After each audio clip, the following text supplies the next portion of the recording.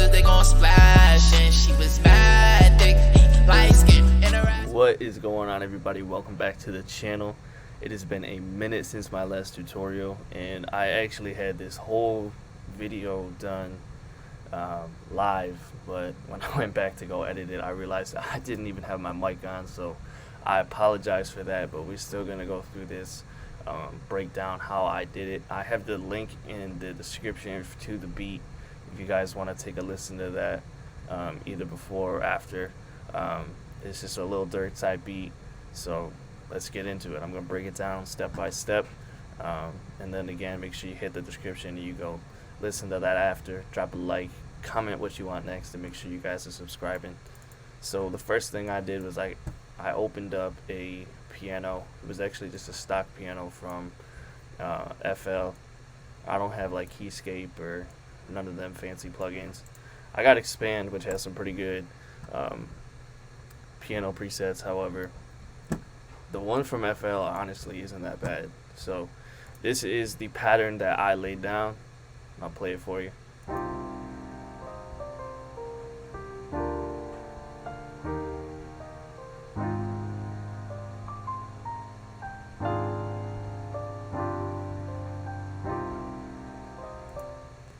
So yeah, something real smooth. BPM is 158. After that, I went into vocal runs and I added these chops. I debated whether or not I was going to leave these in, but I decided that I was just going to use them as like breaks in the beat right before the first hook, and then right here towards the end, and the outro of the beat, they go like this. I also added a ton of effects onto them, reverb, delay, and then I filtered them out and they sound like this.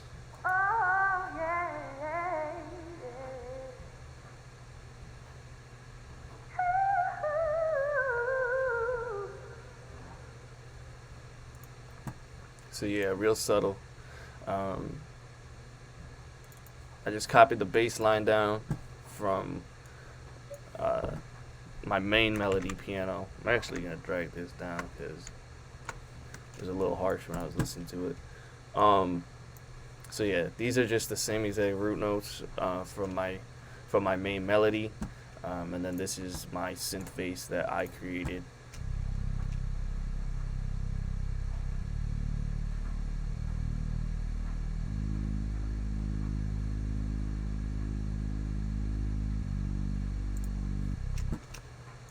And then this last little melody part that I added in was the strings.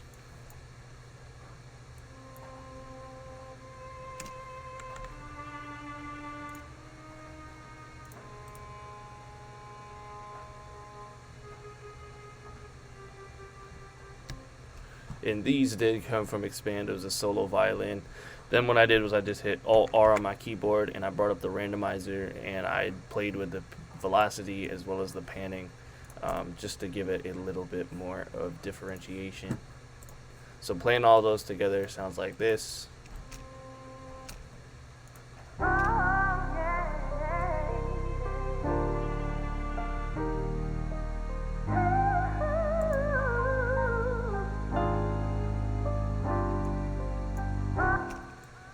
So like I said, I was debating whether or not I wanted to bring in those vocals, because during the main melody I have this guitar from Arcade that plays pretty much throughout the entire track. So that goes like this.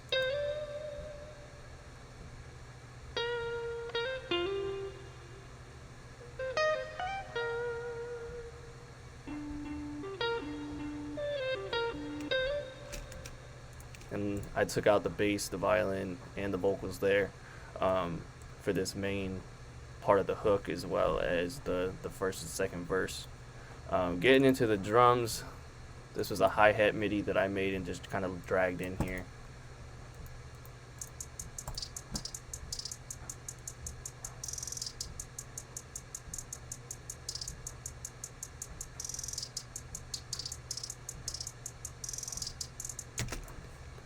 Um, 158 for a BPM, honestly, it's not that fast compared to a lot of songs that are coming out now, but that hi-hat pattern really keeps the beat moving, gives it a lot of energy.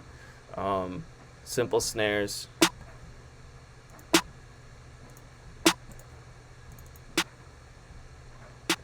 layered those two.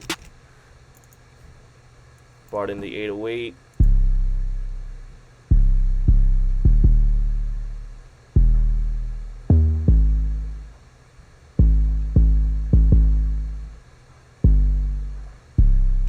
Again, that follows the same root notes as our melody. So yeah, the bass lines just all go with our melody, and it just sounds really smooth, really clean. Two different open hats.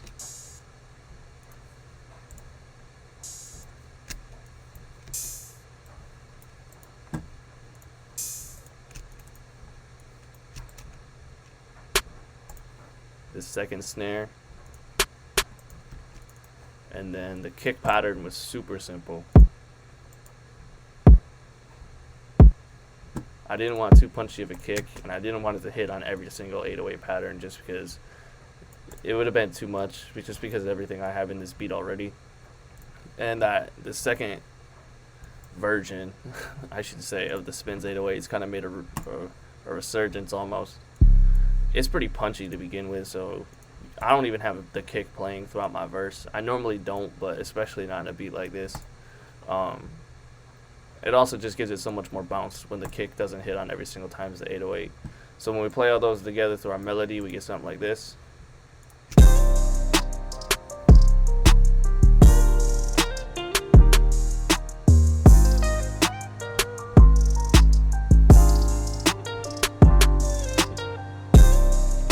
You guys can kind of see what I mean by if I threw the vocals in there, left the violin playing through the hook, it was just going to be so much.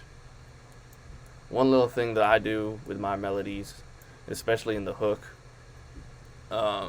is I put these little breaks here. Basically, I just hit Command on my keyboard, and then I just drag it one little space. Just like the pause after the end of this bar, right before we start the new one. It just gives it a little, it makes it hit harder almost. Just that small little break. It's the little things in your beats that are going to take them to the next level, just like the ear candy type stuff. And again, I skip the first clap in the first verse of my hook, and then I come in on the second one. I bring everything back in. So at the end of my hook into the first verse, this is what it sounds like.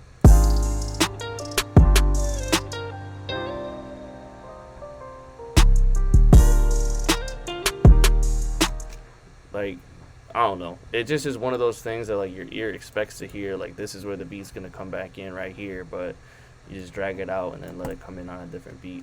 Sounds pretty dope. After that, it was pretty much just arranging.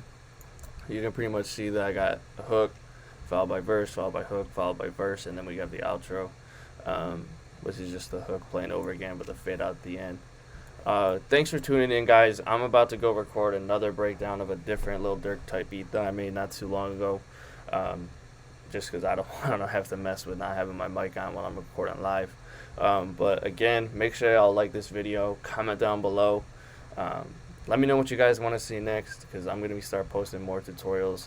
I know I took a long break from them just because my old computer crapped out on me, but I got a brand new one, so hopefully a lot of the issues I was experiencing before, I don't have to deal with anymore. So please let me know what you guys want to see.